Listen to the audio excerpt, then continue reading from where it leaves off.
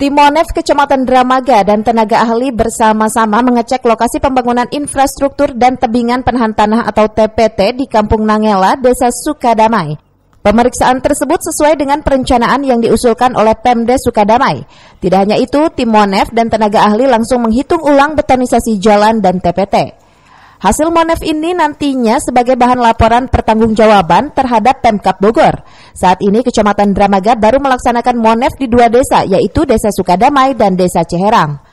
Saya mengucapkan banyak-banyak terima kasih kepada pemerintah Kabupaten Bogor yang difasilitasi oleh Muspika Kecamatan Dramaga ini.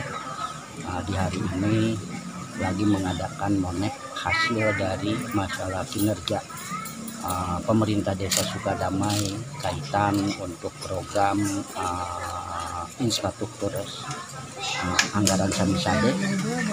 Ya, alhamdulillah sampai hari ini pemerintah Desa Sukadamai sudah menyelesaikan untuk program Samisade ini di titik 100%.